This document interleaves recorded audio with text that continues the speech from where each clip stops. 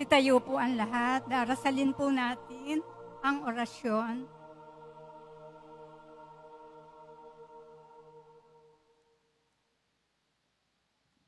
Sa ngalan ng Ama, at ng Anak, at ng Espiritu Santo. Amen. Nagbalita ang anghel ng Panginoon kay Santa Maria, at siya'y naglihi, lalang ng Espiritu Santo. Aba, Ginoong Maria, napupuno ka ng grasya. Ang Panginoong Diyos ay sumasa iyo. Bukod kang pinagpala sa babaing lahat, at pinagpala naman ang iyong anak na si Jesus. Santa Maria, Ina ng Diyos, panalangin mo kaming makasalanan, ngayon at kung kami mamamatay. Amen. Narito ang alipin ng Panginoon. Maganap nawa sa akin ayon sa wika mo. Aba, Ginoong Maria, napupuno ka ng grasya. Ang Panginoong Diyos ay sumasa iyo. Bukod kang pinagpala sa babaeng lahat, at pinagpala naman ang iyong anak na si Jesus. Santa Maria, Ina ng Diyos, panalangin mo kaming makasalanan, ngayon at kung kami mamamatay. Amen. At ang salita ay nagkatawang tao at nakipamuhay sa atin. Aba, Ginoong Maria, napupuno ka ng grasya. Ang Panginoong Diyos ay sumasa iyo. Bukod kang pinagpala sa babaeng lahat, at pinagpala naman ang iyong anak na si Jesus. Santa Maria, Ina ng Diyos, ipanalangin mo kaming makasalanan, ngayon at kung kami mamamatay. Amen. Panalangin mo kami, Santa Ina ng Diyos, nang kami maging dapat makinabang sa mga pangako ni Kristo. Manalangin tayo. Panginoon naming Diyos, kasihan nawa ang aming kaluluwa ng iyong mahal na grasya at yayamang dahilan sa pagbabalita ng anghel, ay nakilala namin ang pagkakatawang tao ni Jesucristong anak mo. Pakundangan sa pagpapakasakit at pagkamatay niya sa krus, ay papakinabangan mo kami ng kanyang pagkabuhay na maguli sa kalwalhatian sa langit, alang-alang kay Jesucristong Panginoon namin. Amen. Luwalhati sa Ama at sa Anak at sa Espiritu Santo, kapara noong una, ngayon at kailanman at magpasawalang hanggan. Amen. Luwalhati sa Ama at sa Anak at sa Espiritu Santo, kapara noong una, ngayon at kailanman at magpasawalang hanggan. Amen. Luwalhati sa Ama at sa Anak at sa Espiritu Santo, kapara noong una, ngayon at kailanman at magpasawalang hanggan. Amen. Sa ngalan ng Ama at ng Anak at ng Espiritu Santo. Amen. Magandang tanghali po sa lahat. Magsiupo muna po tayo.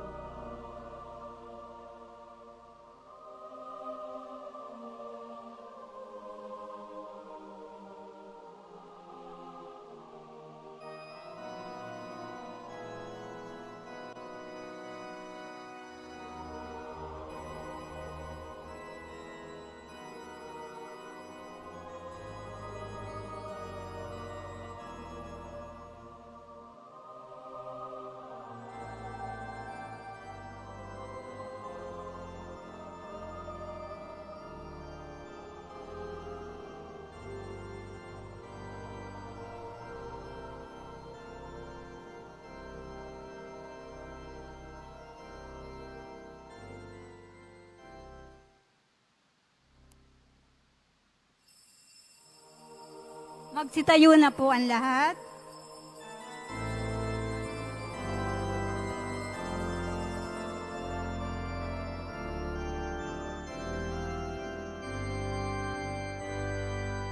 Umawit ng bagong ibig, papurihan Diyos ng pag-ibig, sa pag-ating gunitain ang pag-ibig ng Diyos sa atin. Lahat ay inaanyayahan, makasalo sa pagdiriwang. Pag-ibig niya ay walang hanggan, banal man o makasalanan. Umawit ng bagong ibig, papurihan Diyos ng pag-ibig, sa pag-ating gunitain ang pag-ibig ng Diyos sa atin, ang pag-ibig ng Diyos sa atin.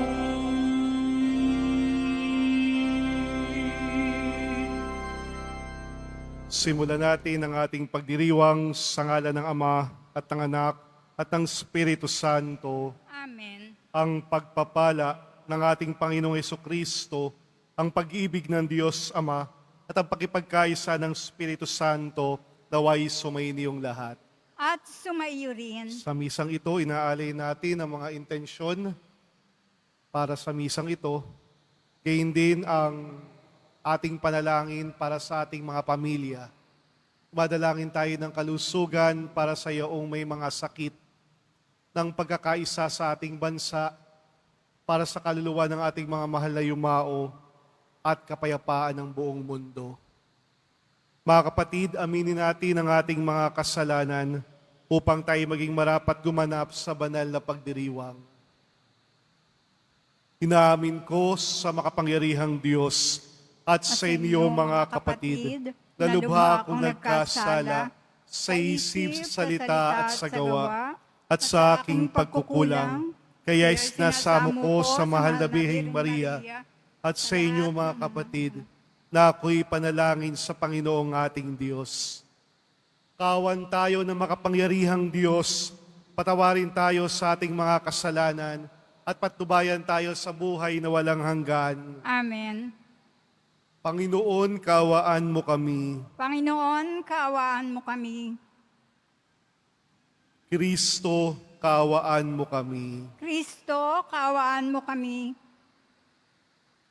Panginoon, kaawaan mo kami.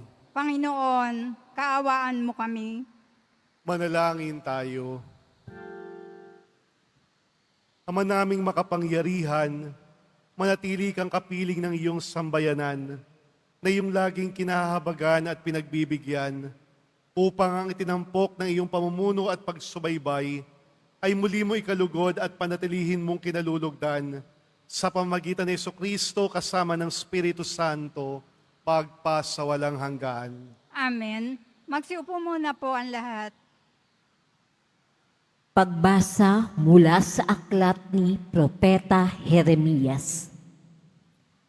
Nang taong ding iyon, ng ikalimang buwan, ng ikaapat na taon ng paghahari ni Sedekias sa Huda, si Jeremias ay kinausap ni Ananias, anak ni Propeta Azur ng Gabaon.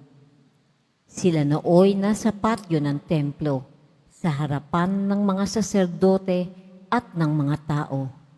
Ang sabi ni Ananias, ito ang sabi ng Panginoon, ang Diyos ng Israel. Winakasan ko na ang kapangyarihan ng hari ng Babylonia. Sa loob ng 2 taon ay ibabalik ko sa templong ito ang lahat ng kagamitan na kinuha ni Haring Nabucodonosor at dinala sa Babylonia. Ibabalik ko rin dito si Jeconias na anak ni Haring Joachim ng Huda at ang lahat ng bihag na taga-Huda na dinala sa Babylonia. Aalisin ko na kayo sa ilalim ng kapangyarihan ng Babylonia. Sinabi naman ni Propeta Jeremias kay Propeta Ananias, nang naririnig ng mga saserdote at lahat ng naroon sa patio ng templo. Amen. Ganyan nga sana ang gawin ng Panginoon. Magkatotoo nawa ang ipinahayag mo. Mapabalik sana rito mula sa Babylonia ang lahat ng kagamitan sa templo at ang lahat ng dinalaroong bihag. Ngunit pakinggan ninyo ang sasabihin ko sa inyong lahat. Ang mga propetang nauna sa atin ay nagpahayag na magkakaroon ng digmaan, tagutom at salot sa maraming bansa at tanyag na mga kaharian. Kung magkatotoo ang pahayag ng isang propeta na iiral ang kapangyarihan, saka lamang natin malalaman ang Panginoon nga ang nagsugo sa kanya. Pagkarinig niyoon, kinuha ni Propeta Ananias ang pamatok na nasa batok ni Jeremias at binali. Pagkatapos, sinabi niya sa lahat ng naroon, sinasabi ng Panginoon na ganito ang gagawin niya sa mga pamatok na inilagay ni Haring Nabucodonosor sa lahat ng bansa, at ito'y gagawin niya sa loob ng 2 taon. At umalis si Propeta Jeremias. Pagkalipas ng kaunting panahon, mula nang baliin ni Propeta Ananias ang pamatok ni Propeta Jeremias, kinausap ng Panginoon si Jeremias, pumunta ka kay Ananias at sabihin mo, nawasak mo ang pamatok na kahoy, ngunit papalitan ko ng bakal. Lalagyan ko ng pamatok ng mga bakal ang lahat ng bansa. Ito'y upang sila'y maglingkod kay Nabucodonosor at magkakagayon nga. Siya'y paglilingkuran nila sapagkat ipinaiilalim ko sa kanya pati ang mga hayop sa parang. At sinabi ni Propeta Jeremias, Ananias, hindi ka sinugo ng Panginoon at pinapaniwala mo sa isang kabulaanan ang mga taong ito. Kaya't ang sabi ng Panginoon, ikaw ay mawawala sa daigdig na ito. Mamamatay ka sa taong ding ito, sapagkat tinuruan mo ang bayan na maghimagsik sa Panginoon. At nang 7 buwan ng taong iyon, si Propeta Ananias ay namatay. Ang salita ng Diyos. Salamat sa Diyos. Poon, ituro mo sa akin ang utos mo upang sundin. Poon, ituro mo sa akin ang utos mo upang sundin. Sa landas na di matuwid, huwag mo akong babayaan, pagkat ikaw ang mabuti, ituro mo ang iyong aral. Poon, ituro mo sa akin ang utos mo upang sundin. Tulungan mong ihiyag ko yaong tunay na balita, yamang sa iyong kahatulan, lubos akong may tiwala. Poon, ituro mo sa akin ang utos mo upang sundin. Sa akin ay magsilapit, ang sa iyo'y may takot, maging yaong mga tao na alam ang iyong utos. Poon, ituro mo sa akin ang utos mo upang sundin. Sana'y lubos kong masunod ang buo mong kautusan upang hindi mapahayat, tumuyin ko ang tagumpay. Poon, ituro mo sa akin ang utos mo upang sundin.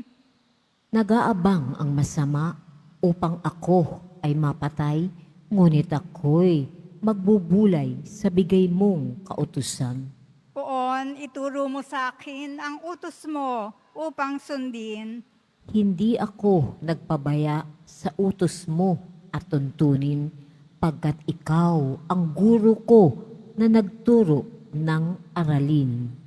Poon, ituro mo sa akin ang utos mo upang sundin. Magsitayo na po ang lahat.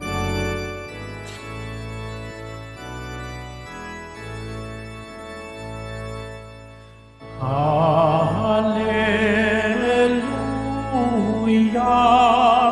Hallelujah, Hallelujah, Hallelujah.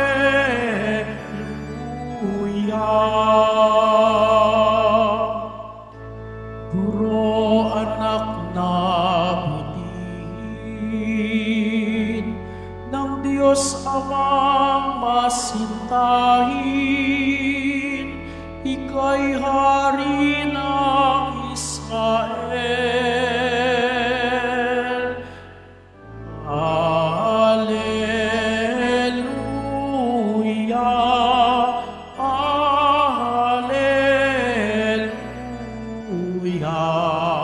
Hallelujah,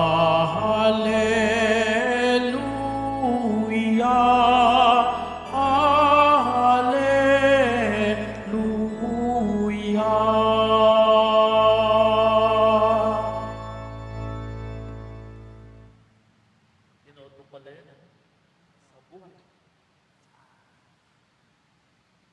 Sumainyo ang Panginoon. At sumaiyo rin. Ang mabuting balita ng Panginoon ayon kay San Mateo. Papuri sa iyo, Panginoon. Noong panong iyon, nang marinig ni Jesus ang pagkamatay ni Juan Bautista, siya'y sumakay sa isang bangka at nag-iisang pumunta sa isang ilang na lugar. Nang mabalitaan naman ng mga tao, sila'y lumabas ng bayan at lakad na tumunod sa kaniya.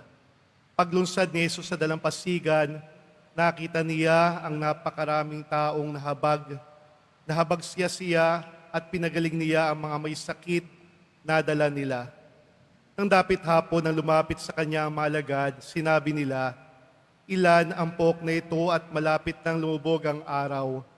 Papupuntahin na po ninyo ngayon ang tao upang makabili ng kanilang makakain."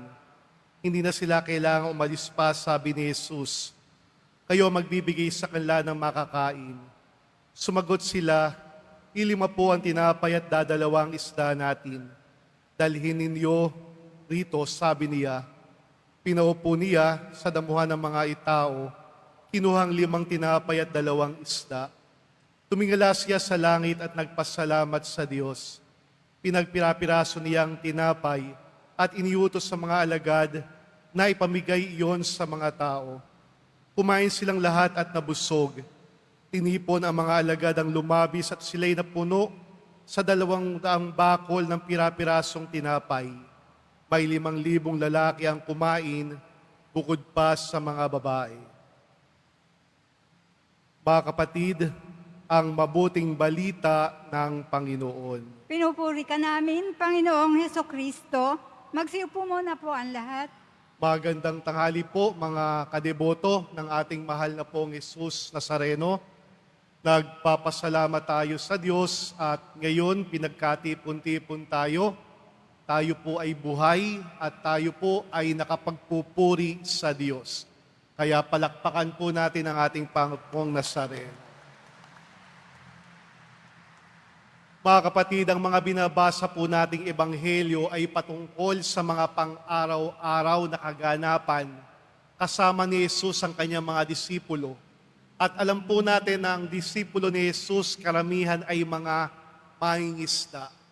Sa mga pang-araw-araw na buhay ni Jesus kasama ang kanyang mga disipulo, mga ordinaryong kaganapan sa kanilang buhay, ngunit ipinapakita lagi ng Diyos ni Jesus ang kanyang kapangyarihan sa kanila. At ang isa sa pinaka naganap na pangyayari kasama ni Jesus at ang kanyang mga disipulo ay yung tinatawag na kaniyang paglalakad sa dagat. Alam niyo po, ang paglalakad ni Jesus sa dagat kasama ang mga disipulo ay matatagpuan sa tatlong ebanghelyo. Ebanghelyo ni San Mateo, San Marcos at San Lucas. Ngunit natatanging sa ebanghelyo ni San Mateo, matatagpuan natin na si Jesus ay naglakad sa tubig at inanyayahan niya si San Pedro na maglakad din. Tanging sa ebanghelyo ni San Mateo, si San Pedro ay nagawang maglakad din sa ibabaw ng dagat. At ito marahil ang unang aral, mahalagang aral na pwede nating matutunan sa ebanghelyo. Maaring makapaglakad si San Pedro kahit sa pamamagitan ng kanyang maliit na pananampalataya. Ang kahalagahan ng pananampalataya, kahit gaano ito kaliit, ay magagawang makapaglakad sa dagat. Of course, hindi literal na tubig ng dagat ang tinutukoy natin. Ngunit alam po niyo po sa Biblia, sa Lumang Tipan, kapag binabanggit ang dagat o anyo ng tubig, ang kahulugan na to o ang sinisimbolo na to ay kasamaan at kamatayan. Kung maalala niyo po, ang mga Ehipto ay namatay sa dagat nung hinabol nila ang mga Israelitas sa gitna ng dagat ng Red Sea. Dito ay nilamon sila ng tubig. Ikinamatay ng mga Ehipto. Kung maalala niyo rin po ang bangka ni Noah. Nung matapos na ang kanyang bangka, ipinadala ang malaking baha at ang mga taong nagpapakasasa sa ligaya nung panahon ni iyon ay kinain ng tubig baha. Kaya nga sa Lumang Tipan, ang anyo ng tubig ay kamatayan at kasamaan. Ngunit sa Ebanghelyo, kung saan makikita o matatagpuan nating naglakad si Jesus sa dagat, ang ibig ipakahulugan na ito, si Jesus may kapangyarihan sa ibabaw ng kamatayan at kasamaan. Si Jesus nagawang maglakad sa ibabaw ng dagat, sumisimbolo ng ating Panginoong Diyos may kakayahan laban sa kasamaan at napagtagampayan ang kamatayan. Inang pangalawang aral na ating matutunan sa Ebanghelyo. At ang pangalawa, magagawang makapaglakad sa ibabaw ng dagat, sa ibabaw ng kasamaan, sa ibabaw ng tubig ng takot, ng pangamba, ng kawalang pag-asa, kapag mayroong kaunting pananampalataya. Kaya nga mga kapatid, huwag mawawala sa atin kahit kaunting pananampalataya, kahit butil ng mustasa. At kapag mayroon tayo na to, magagawa natin lumakad sa tubig ng kawalan ng pag-asa, sa tubig ng takot, sa tubig ng pangamba, sa tubig ng panghihina. Si Pedro nakapaglakad sa tubig. Ngunit kung maalala niyo po sa Ebanghelyo, matapos niyang makapaglakad, si Pedro ay unti-unting lumubog. Bakit? Dahil nakaramdam po siya ng malakas na hangin at alon ng dagat. Nawala ba si Jesus sa presensya ni Pedro? Nananatili si Jesus. Pero nung si Pedro ay tumingin sa alon, nung siya ay naramdaman ang hangin, doon unti-unting lumubog si Pedro. Kaya ang pangatlong aral sa atin, kapag tinanggal natin ang ating paningin mula sa Diyos, unti-unti tayong lulubog. Kapag tayo ay tumutok sa problema, kapag ang ating isip ay nasa kawalan ng pag-asa, kapag ang ating damdamin ay sa pangamba at hindi sa Diyos, unti-unti makakaramdam tayo ng paglubog. Kaya nga, ang aral, huwag nating tatanggalin ang ating paningin sa Diyos. Last month, nagpunta po kami sa Bohol para magmisyon.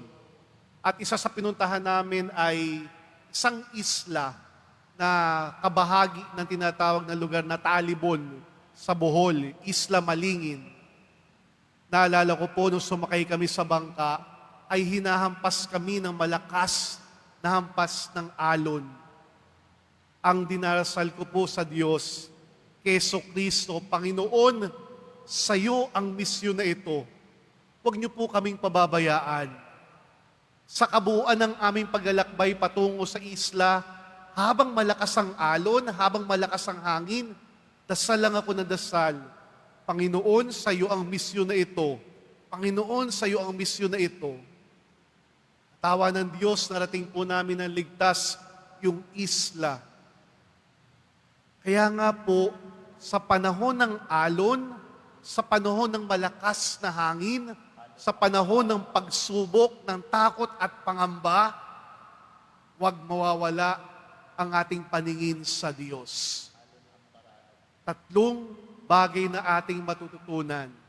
Una, may kapangyarihan ng Diyos laban sa kasamaan at napagtagumpayan ang kamatayan. Pangalawa, maliit na pananampalataya natin, kayang lakarin ang dagat ng pangamba at takot. At pangatlo, huwag nating tatanggalin ang ating paningin sa Diyos. Kapag hindi natin tinanggal ang ating paningin sa Diyos, hindi po tayo lulubog. Sa ngalan ng Ama, ng Anak, at ng Espiritu Santo. Amen. Magsitayo na po ang lahat.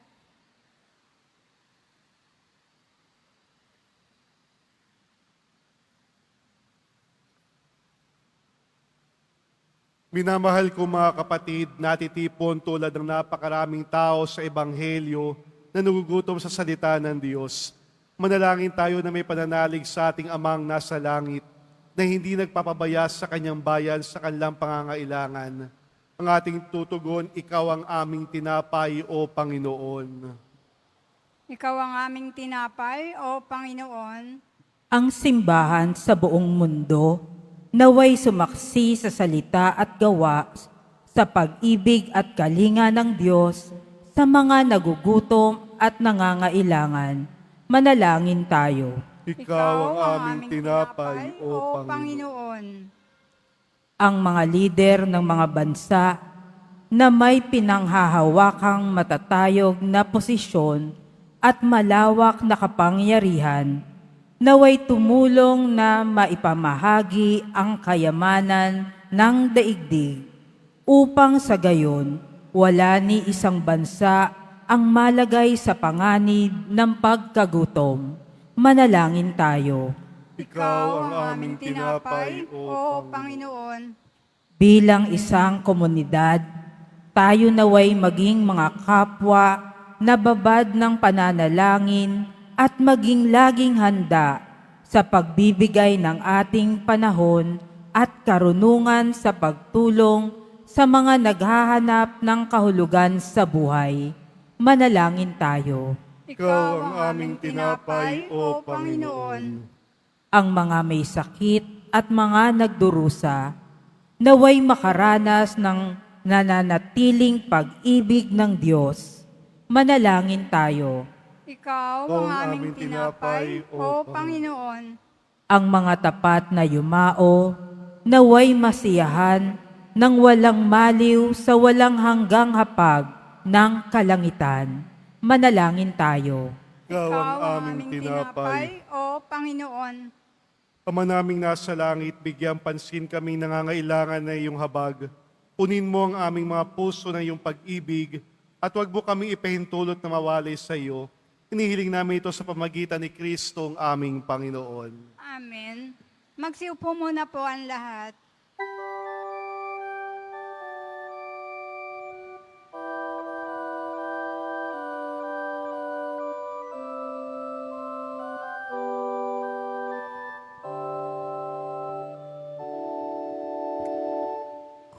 Kunin mo ang alay kong tinapay,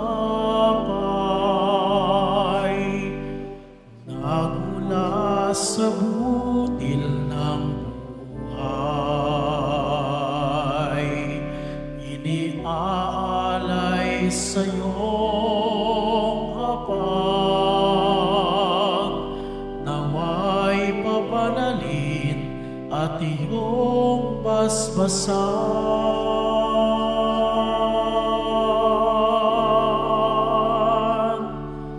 Tanggapin ang alay ng puso, tinapay at alak na sa iyo'y iniluluhog.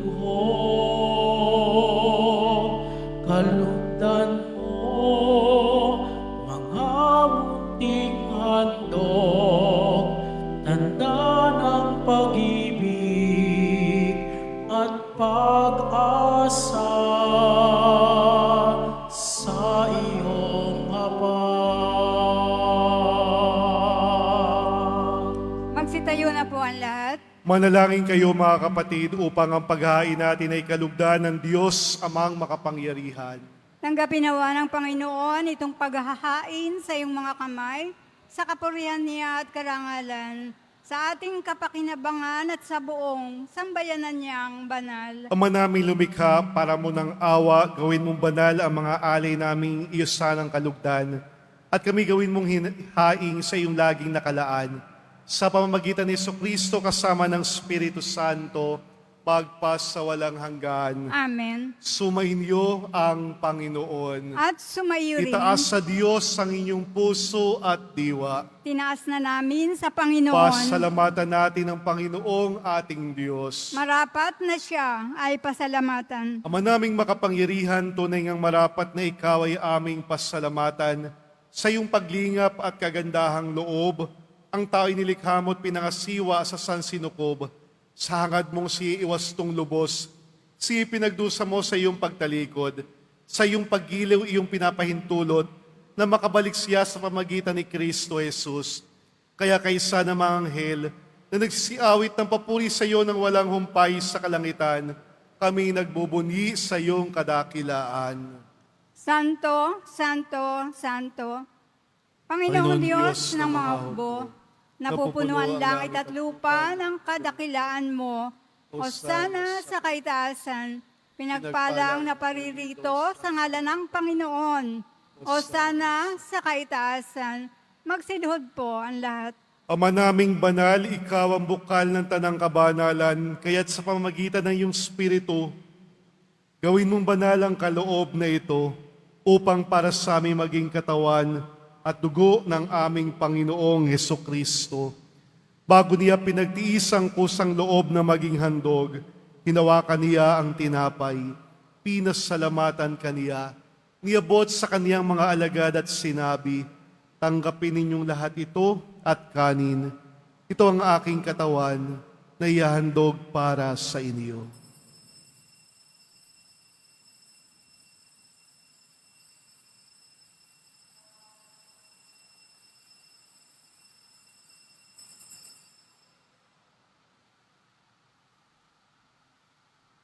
Kaya hindi naman ang matapos ang hapunan, hinawakan niya ang kalis. Muli kaniyang pinasalamatan. Niabot ang kalis sa kaniyang mga alagad at sinabi, tanggapin ninyong lahat ito at inumin. Ito ang kalis ng aking dugo, ng bago at walang hanggang tipan.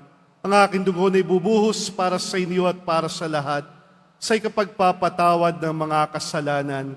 Gawin ninyo ito sa pag-alaala sa akin.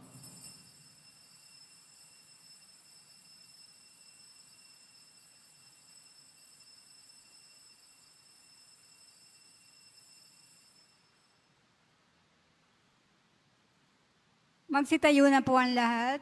Ipagbunyi natin ang misteryo ng pananampalataya. Si Kristo'y namatay, si Kristo'y nabuhay, si Kristo'y babalik sa wakas ng panahon. Ang mga ginagawa namin ngayon ang pag-alaala sa pagkamatay at muling pagkabuhay ng iyong anak, kahit naalay namin sa iyo ang tinapay na nagbibigay buhay at ang kalis na nagkakaloob ng kaligtasan. Kami nagpapasalamat dahil kami yung minarapat at tumayo sa harap mo para maglingkod sa iyo. Isinasamo namin kami magsasalo-salo sa katawan at dugo ni Kristo ay mabuklod sa pagkakaisa sa pamamagitan ng Espiritu Santo. Amalingapin mo yung simbahang laganap sa buong daigdig. Puspusin mo kami sa pag-ibig. Kay San Leo na aming Papa at ni Jose na aming Obispo at ng Tanang Kaparian. Alalahanin mo rin ang mga kapatid naming nahimlay na may pag-asang sila'y muling mabubuhay, gayon din ang lahat ng mga pumanaw. Kawan mo sila at patuloyin sa iyong kaliwanagan. Kawan mo at pagindapatin kaming lahat na makasalo sa iyong buhay na walang wakas. Kaysa ng mahal na Birheng Maria na Ina ng Diyos, ng kabiyak ng puso niyang si San Jose, kaysa ng mga apostol at ng lahat ng mga banal na namuhay dito sa daigdig ng kalugod-lugod sa iyo, maipagdiwang nawa namin ang pagpupuri sa kararangal mo sa pamamagitan ng iyong anak na aming Panginoong Hesukristo. Sa pamamagitan ni Kristo, kasama niya sa Kanya, ang lahat ng parangal at papuri ay sa iyo, Diyos amang makapangyarihan, kasama ng Espiritu Santo, magpasawalang hanggan. Amen. Bilang isang pamilya ng Diyos, tumawag tayo sa ating Ama. Ama namin, sumasalangit ka. Sambahin ang ngalan mo, mapasa amin ang kaharian mo, sundin ang loob mo dito sa lupa para nang sa langit. Bigyan mo kami ngayon ng aming kakanin sa araw-araw at patawarin mo kami sa aming mga sala para nang pagpapatawad namin sa mga nagkakasala sa amin. At huwag mo kaming ipahintulot sa tukso at iadya mo kami sa lahat ng masama. Amen. Inihiling namin kami yadya sa lahat ng masama, pagkalooban ng kapayapaan na araw-araw, iligtas sa kasalanan at ilayo sa lahat ng kapahamakan, samantalang aming pinanadabikan ang dakilang araw ng pagpapahayag ng tagapagligtas naming si Jesucristo. Sapagkat iyo ang kaharian at ang kapangyarihan at ang kapurihan magpakailanman. Amen. Panginoong Jesucristo, sinabi mo sa iyong mga apostol, kapayapaan ang iniiwan ko sa inyo, ang aking kapayapaan ang iniiwan ko sa inyo. Tunghayan mo ang aming pananampalataya at huwag ang aming pagkakasala. Pagkalooban mo kami ng kapayapaan at pagkakaisa, ayon sa iyong kalooban kasama ng Espiritu Santo, pagpas sa walang hanggan. Amen. Ang kapayapaan ng Panginoon ay lagi nawang sumainyo. At sumayo rin. Pagbigayan tayo ng kapayapaan sa isa't isa. Peace be with you po. Peace with you. Peace with you po. Kordero ng Diyos na nag-aalis ng mga kasalanan ng sanlibutan, maawa ka sa amin. Kordero ng Diyos na nag-aalis ng mga kasalanan ng sanlibutan, maawa ka sa amin. Kordero ng Diyos na nag-aalis ng mga kasalanan ng sanlibutan, pagkaloob mo sa amin ang kapayapaan, magsiluhod po ang lahat.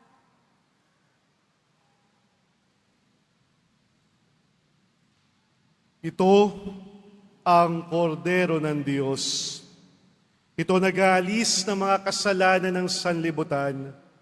Mapalad ang mga inaanyayahan sa kanyang banal na piging. Panginoon, hindi ako karapat-dapat na magpatuloy sa iyo, ngunit sa isang salita mo lamang ay gagaling na ako.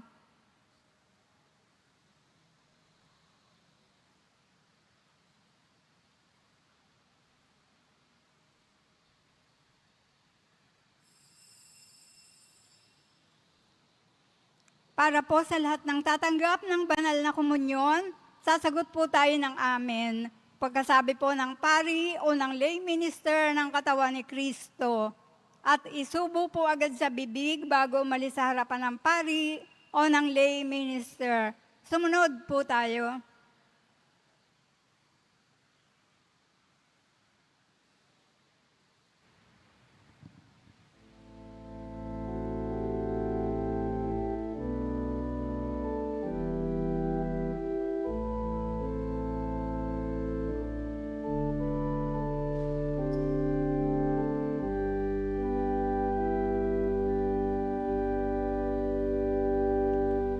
Sa iyong pangangampat, sa iyong pag-isa,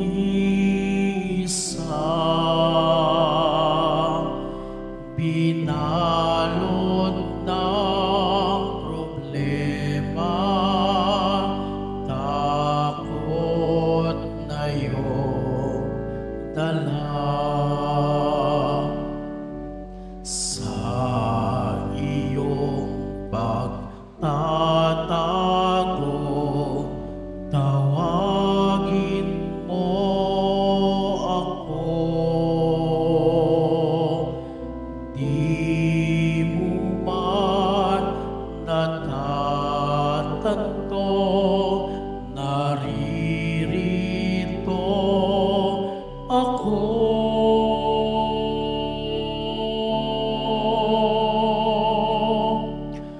Huwag kayong matakot, si Jesus ito. Laging sasamahan, di ka pababayaan. Bigat ng iyong pasanin ay aking dadalhin. Puso mo'y iyong ituon sa dakilang pag-ibig ko sa'yo.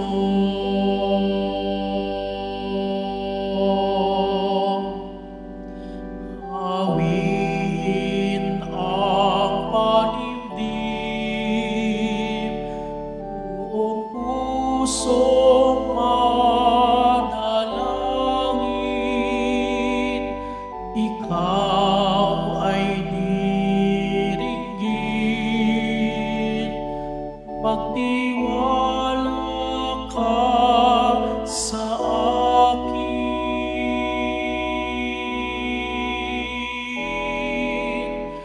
Huwag kayong matakot, si Jesus ito. Laging sasamahan, di ka pababayaan. Bigat ng iyong pasanin ay aking dadalhin. Puso mo'y iyong ituon sa dakilang pag-ibig ko sa'yo.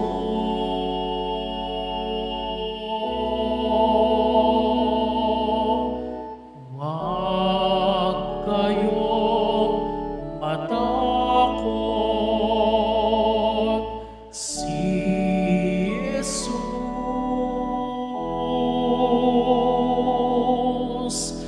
ito.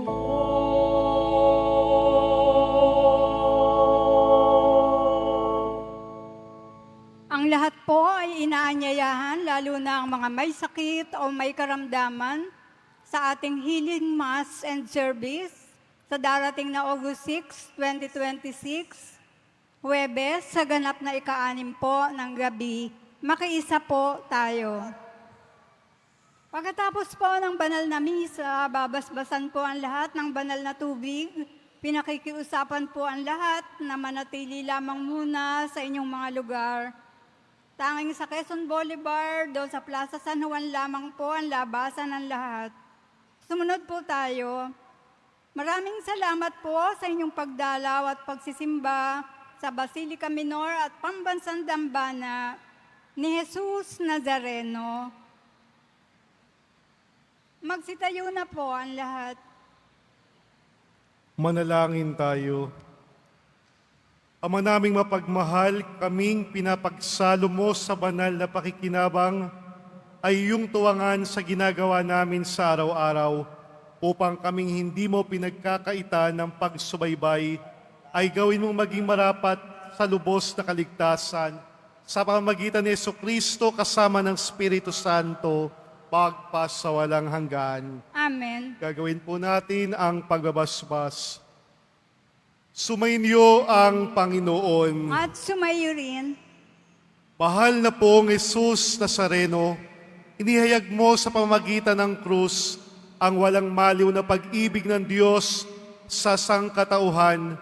Pakinggan mo ang kahilingan, lalo na para sa mga nangangailangan ng iyong tulong at awa. Makamtan nawa namin ang iyong kasagutan na may utang na loob na tinatanaw. Basbasan din po ninyo itong mga imahen at dasalan upang lalo kaming manalangin at magtiwala. Sa pamamagitan ng bendisyon na ito, naway lalo kaming maging mapaglingkod, masunurin at tapat sa iyo na aming mawalhating Panginoon, pagpas sa walang hanggan. Amen. At pagpalain po kayo ng makapangyarihang Diyos, Ama, Anak, at ng Espiritu Santo. Amen. Tapos na pong ating misa, humayo kayong taglay ang kapayapaan ng pong Jesus Nazareno. Salamat sa Diyos.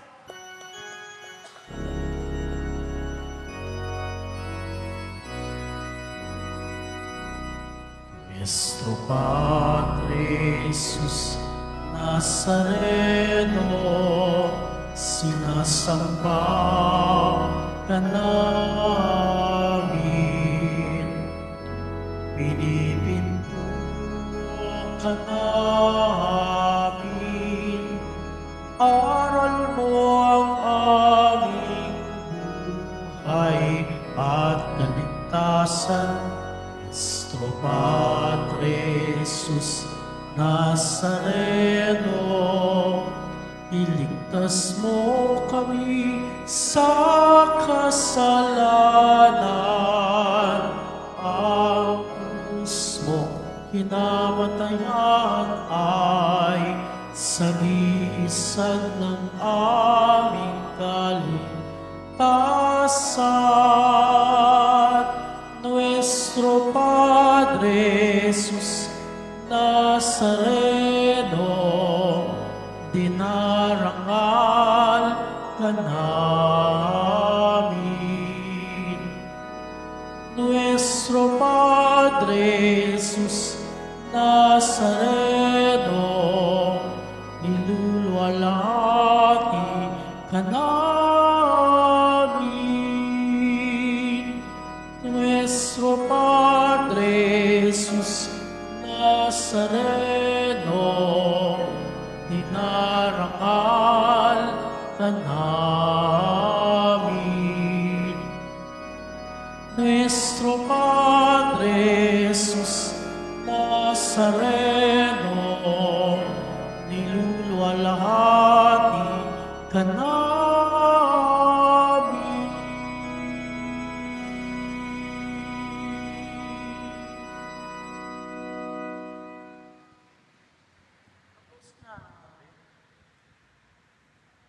Vatican.